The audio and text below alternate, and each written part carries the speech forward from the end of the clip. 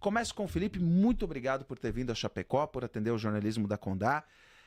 Qual foi a sua primeira impressão ao ver Oeste Catarinense, Chapecó, as demandas compartilhadas no evento do Missão ocorrido no Aleatório Bar ontem à noite, e como isso pode repercutir na sua forma de propor, conforme as suas convicções, mudanças e melhorias para a nossa região nestas eleições? Bom dia, seja bem-vindo.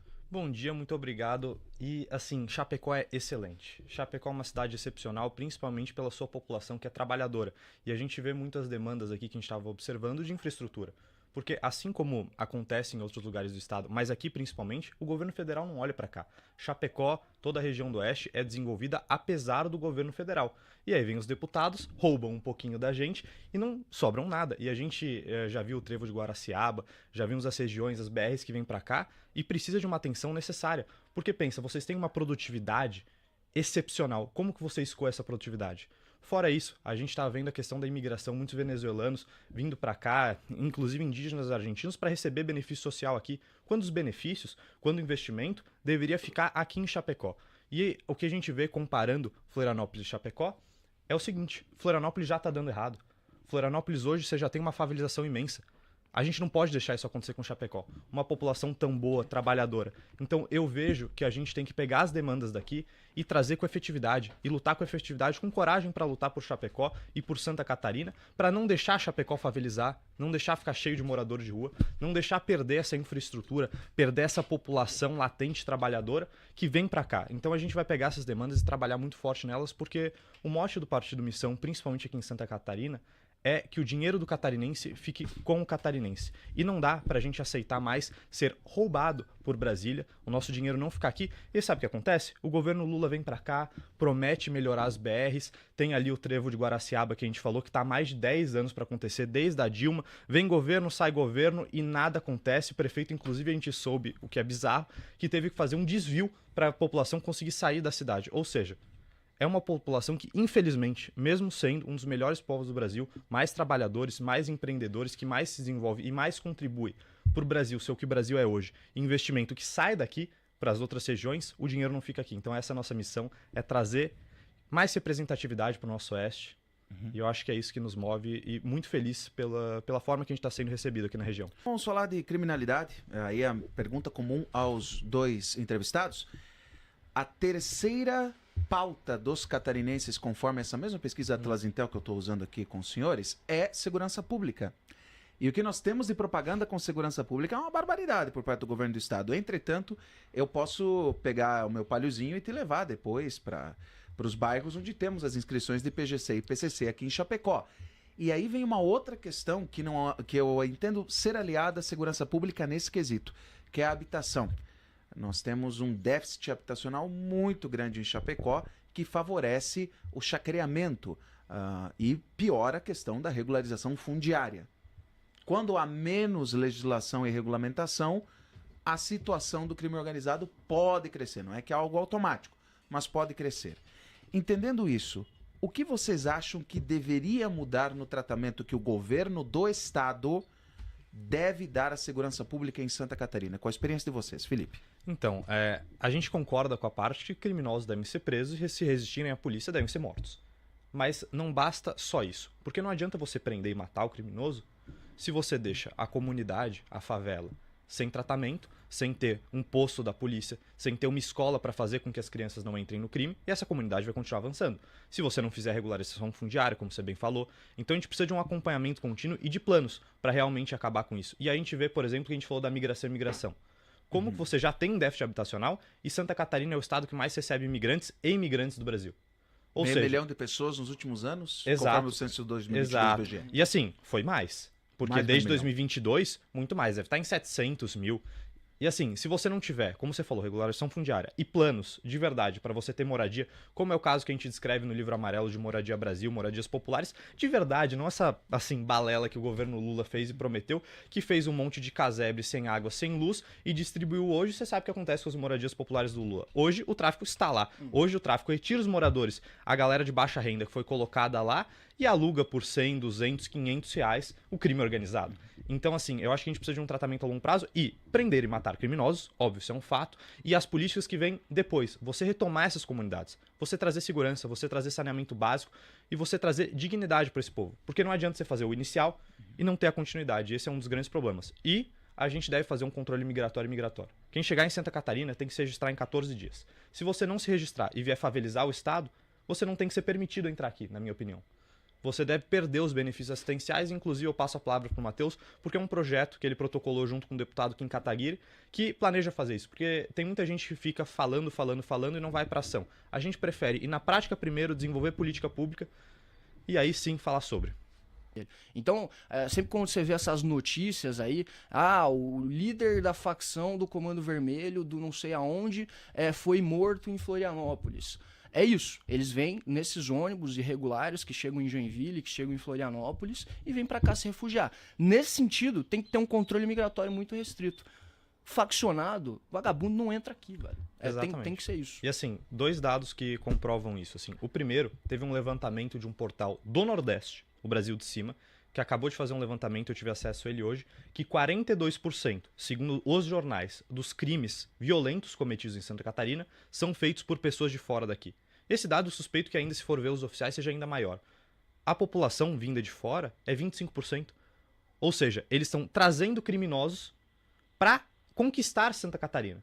E aí a gente precisa ter uma política mais dura para não deixar a gente perder a qualidade de vida do nosso estado. E aí tem outro problema que você falou das invasões, eu soube, e aí eu acho que você pode me dizer melhor qualquer um. Por exemplo, aqui no Oeste tem alguns campos de invasão indígena, da galera que não é daqui, que vem índios da Argentina, e o governo federal colabora com isso. A gente descobriu, e eu fiquei assim atônito, eu fiquei assustado. Tem um programa chamado Cidadania Originária, para indígenas. Aí você pergunta, originários de onde? Originários da Argentina. Não são originários de Chapecó, não são originários de Paraíso, não são originários de Xanxerê. São originários da Argentina. E eles vêm pra cá, invadem nosso território, e depois ainda pegam o nosso Bolsa Família. Ou seja, é uma transferência direta do governo Lula para pessoas que não colaboram aqui. E aí, fora isso, o governo Lula, como o Matheus falou, tem portarias basicamente facilitando o Bolsa Família para vagabundo. Então hoje você tem diversos moradores de rua recebendo Bolsa Família. Ou seja, você tem uma transferência direta de dinheiro para o tráfico de drogas. Então o que a gente está falando do PGC, do Comando Vermelho, que estão trazendo vagabundos para cá e aumentando a nossa criminalidade. Porque você sabe, o povo catarinense, eu não vou falar que todo catarinense é maravilhoso, não comete crime. Mas a gente tem o dado. As pessoas vindo de fora cometem mais crimes que os catarinenses, em percentual. Ou seja, o que a gente tem hoje de um estado ordeiro, de uma população baseada em confiança, de uma cultura, que eu vou falar é a melhor cultura do Brasil, sem dúvidas, na minha opinião. A gente está perdendo isso pouco a pouco. E se a gente não começar com posturas mais duras, e você falou sobre ser extrema-direita, eu estou extremamente pró-catarinense. E se ser extremista é defender políticas públicas que melhoram a vida do catarinense, deixam o nosso dinheiro aqui e façam com que a gente pare de ser roubado pelos estados do Norte e Nordeste, pode me chamar de extremista sem problema nenhum. Agora, o que eu quero é manter a qualidade de vida do catarinense, o que eu quero é que Chapecó tenha o devido respeito, vide a Brasília. A gente tem muitos deputados aqui, muita gente que diz defender Chapecó de verdade, mas eu não vejo falando a verdade sobre o Pacto Federativo, eu não vejo gente realmente defendendo que os recursos fiquem aqui e que combatam o governo Lula e como o governo Lula está destruindo sistematicamente Santa Catarina, e eu vou falar, de propósito. Muito bem. Quero também ser justo aqui, até para colaborar com a opinião.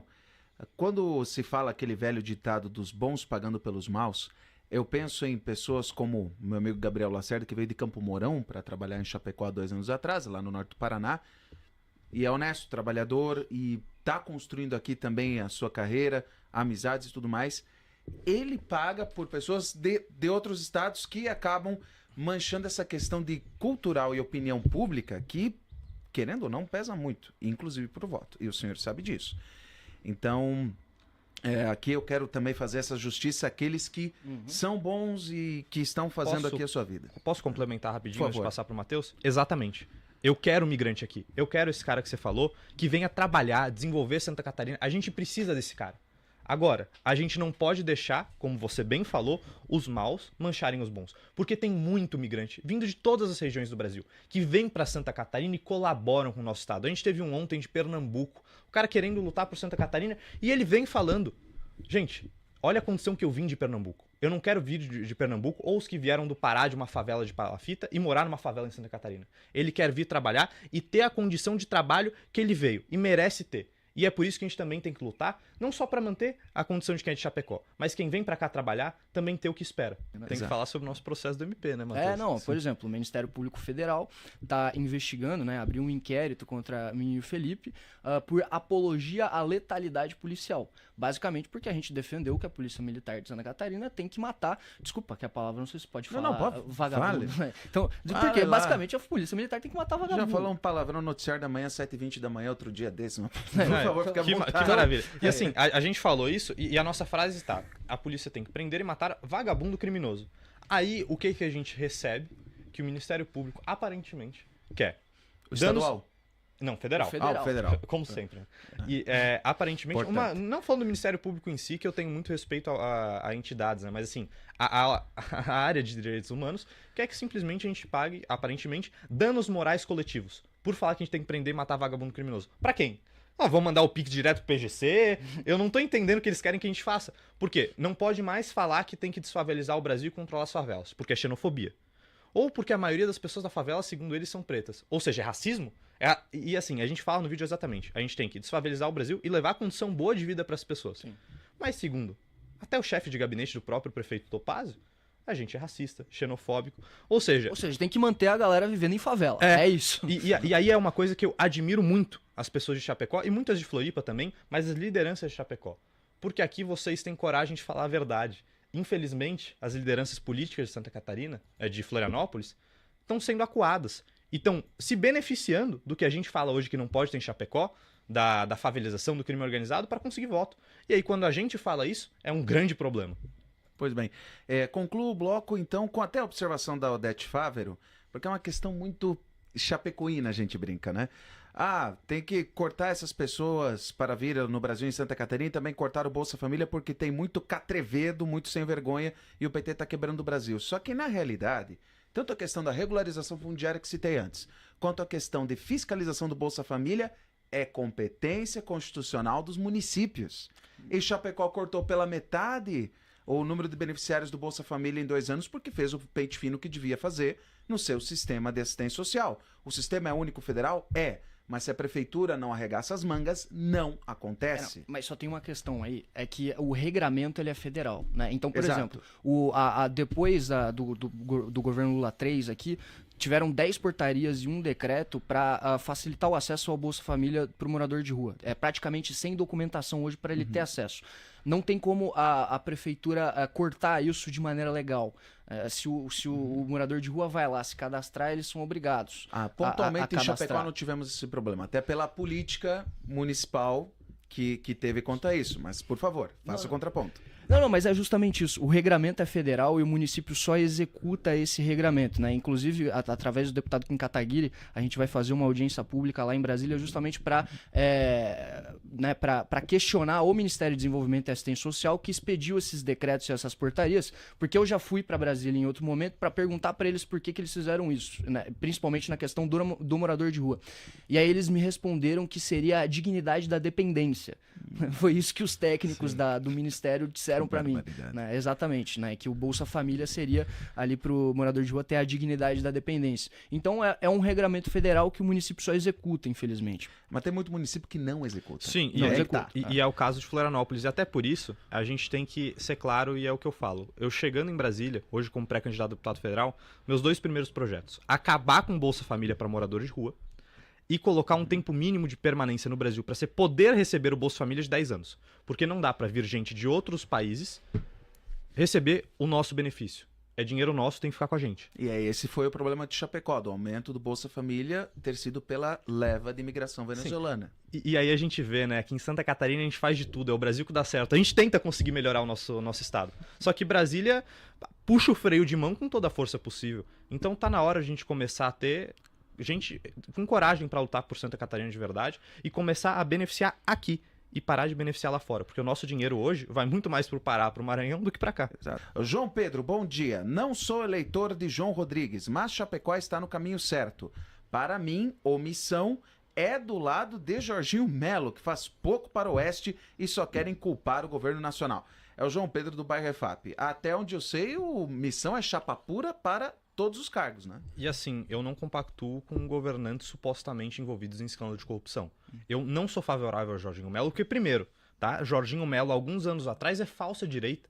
Ele estava sentado do lado da Dilma, tem áudio apoiando a Dilma, e eu não vou compactuar que alguém que muda de lado conforme o vento, alguém que não é fiel às suas palavras. E aí a gente pensa, o Jorginho se paga de direita, combate a corrupção. Gente, tem um escândalo investigado pelo TSE, que aponta uma irregularidade de 324 milhões na universidade gratuita. Hoje, a universidade gratuita tem mais alunos suspeitos de irregularidade do que alunos realmente formais e que está tudo certo na matrícula. Tem quase 18 mil alunos com algum tipo de irregularidade financeira, ou que não declararam carro para conseguir a gratuidade, ou que mudaram o imposto de renda. Tem até gente usando nome de morto para conseguir alguma vantagem no programa. Então, assim, não, eu não sou base de Jorginho Melo, eu sou oposição ao Jorginho Melo.